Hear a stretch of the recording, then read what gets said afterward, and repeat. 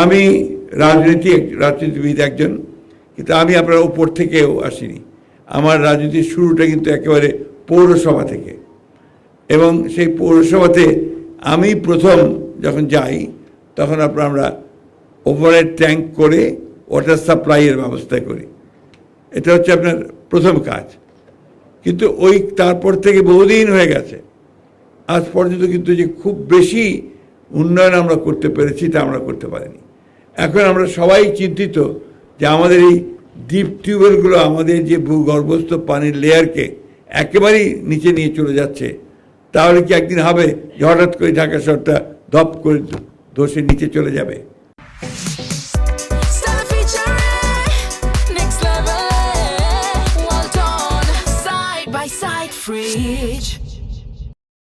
There is every possibility.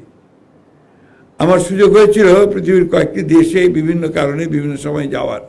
তো সেখানে আমি দেখেছি যে তারা সবাই সারফেস ওয়াটার ব্যবহার করছেন, সবাই ওপরের পানি, উপরস্থ যে পানি সেই পানি ব্যবহার করছেন। আমরা এতজন আপনারা আছি, আপনারা এতজন এক্সপার্ট আছেন, আপনারা অত্যন্ত উঁচু জায়গায় পড়াশোনা করেছেন, সবাই বিদ্বান মানুষ। আপনারা এই জিনিসগুলোকে এখন থেকে আমার মনে হয় ফোকাসটা এই দিকে দেন, এবং পুরনো চিন্তা ভাবনাগুলোকে বাদ দিয়ে নতুন করে কি করে বাংলাদেশকে আপনারা সত্যিকার অর্থেই বাঁচিয়ে রাখবেন। It's a question of survival, not উন্নয়ন। বেঁচে থাকার প্রশ্ন, এটা আমার অস্তিত্বের প্রশ্ন, যে আমি এখানে বেঁচে থাকবো কি না সেই বিষয়টাকে আমাকে নিশ্চিত করতে হবে।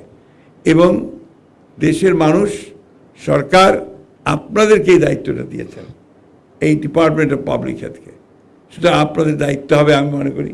আমি চিফ ইঞ্জিনিয়ার সাহেবের সাথে কথা বলেছি, আমাদের সেক্রেটারি সাহেবের সাথে কথা বলেছি, আমাদের এখানে আজকে যারা আছেন তাদের সঙ্গে 2-4 মিনিটে আমি আমার কথা বলেছি যে আমাদের ফোকাসটা এখন থেকে হবে সারফেস ওয়াটার ব্যবহার করার, নট ডিপ টিউবওয়েল ওয়াটার।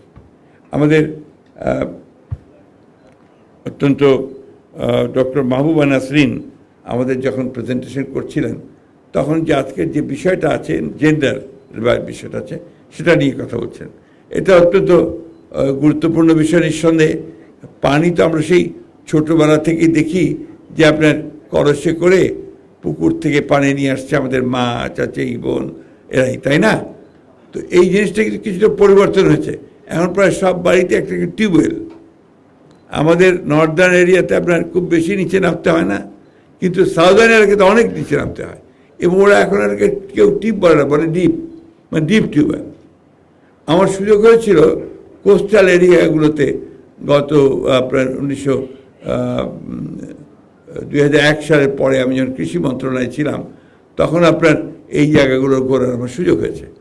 আমি দেখেছি কতগুলো প্রজেক্ট ছিল, খুব ভালো লেগেছিল আমার, যে বৃষ্টির পানি তারা সংরক্ষণ করছেন।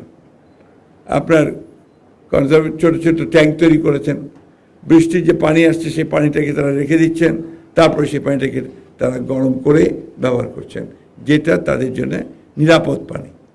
তো এই বিষয়গুলোর উপরে আমাদের জোর দেওয়া দরকার। আমাদের ফোকাসটা থাকতে হবে যে আমরা এখন আর এরপর থেকে এই ভূগর্ভস্থ পানির দিকে যাব না, আমরা উপরের পানির দিকে যাব, সারফেস ওয়াটার এবং আপনার বৃষ্টির পানি। আমি জানি যে আপনাদের অনেকগুলো প্রজেক্ট আছে যেটা শীতলক্ষ্যা থেকে, মেঘনা থেকে পানি নিয়ে এসে ঢাকায় পানি দেওয়ার আপনারা প্রজেক্ট তৈরি করছেন, কিন্তু এটা অনেক ইনসাফিসিয়েন্ট, অনেক কম। তাছাড়াও এই নদীগুলো তো এখন আর আপনার পলিউশন ফ্রি না, এরাও পলিউটেড হয়ে উঠছে। এটাও কিন্তু আমাদের একটা সরকারের উচিত হবে, আমাদের উচিত হবে যারাই আমরা গভর্নমেন্টে আসি এই বিষয়গুলোকে খুব গভীরভাবে নিরীক্ষণ করা, দৃষ্টি দেওয়া, এবং যাতে করে আমরা এই বিষয়গুলোর সমাধান করতে পারি। আমি খুব আশাবাদী, আমি বরাবরই আশাবাদী মানুষ।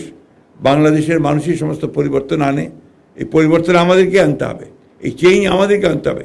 আমাদের যে মানদাত্তা, আমাদের চিন্তাভাবনা যে আমরা ডিপ টিউবওয়েল বসাবো আর পানি নেব, এটা বাদ দিয়ে দিই। লেট আস ট্রাই যে আমরা কীভাবে বৃষ্টির পানিকে সংরক্ষণ করব, সেটাকে আমরা কিভাবে আমাদের শহরের লোকগুলোকে বাঁচিয়ে রাখবো। আমার ঢাকা শহরের পাশে আগে অনেক নদী ছিল, ওয়াটার ক্যাচমেন্ট ছিল, আপনি অত দূর যাওয়ার দরকার নেই।